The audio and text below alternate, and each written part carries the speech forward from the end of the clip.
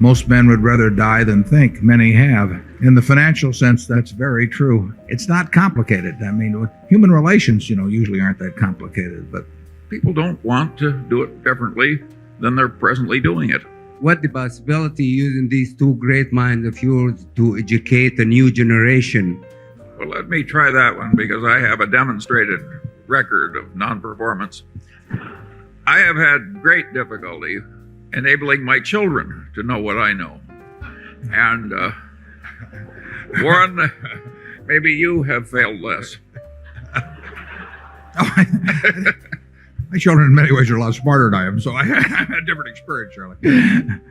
No, I think you can, I've mainly learned by reading myself, so I don't think I have any original ideas but I've certainly got a lot. I mean, I've talked about reading Graham, I read Phil Fisher, and I've gotten a lot of ideas myself from reading, and in my own case, I mean, talk about your parents having influences. My parents had enormous influence, so I think you can learn a lot from other people. In fact, I think if you learn reasonably well from other people, you don't have to get any new ideas or do much on your own. You can just apply the best of what you see. Generally speaking, I think we always get a group of wise people after sifting millions. But I don't think anybody's invented a way to teach so that everybody is wise. It's extraordinary how resistant some people are to learning anything.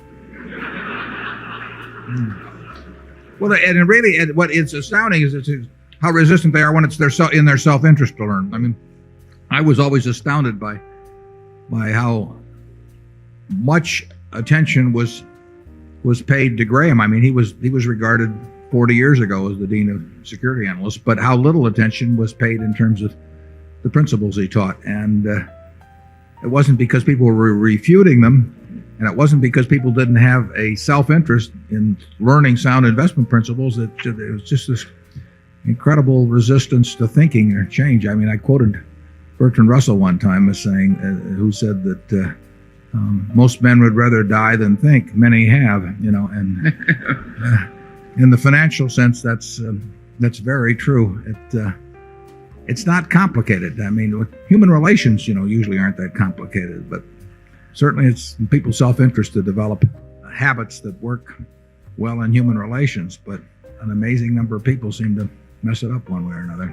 Yeah. How much has Berkshire Hathaway been copied either in investing America or corporate America? I'm not saying we deserve to be necessarily, but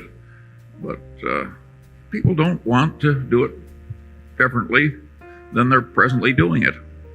You might argue that Mrs. B, having started what you may have seen out there this weekend with $500 in 1937, without a day in school in her life, and building that into a great enterprise, you might say, well, that is something to study. I mean, is it because she couldn't speak English when she got over here? Maybe that we cleanse people.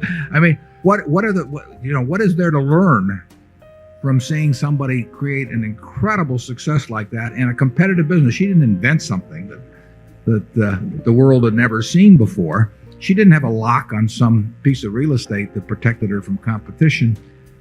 All of these, and yet she accomplished something that virtually no one has accomplished. Now, why aren't business schools studying her? Why are they talking about EVA, economic value added, as we talked about earlier? Any of these? I mean, here is a success. Something has made her a success. Is it a 220? She's very smart, but is it a 220 IQ? No, it isn't. It's a very smart woman, but it's not something that's incapable of being replicated in the habits and the way of thinking. But who is studying her? I mean, they present her as a curiosity, but if you go to any of the top 20 business schools, there's not one page that's being given to anybody to study what is an incredible success. And I find that very interesting. That and to some extent, I've seen it in the investment world. For one thing, it's probably a little discouraging to a professor of management at some major business school who's gone on to get his doctorate and everything to think he has to come out and hang around the furniture market and study a woman in a golf cart. I mean, but they'd be better off if they did.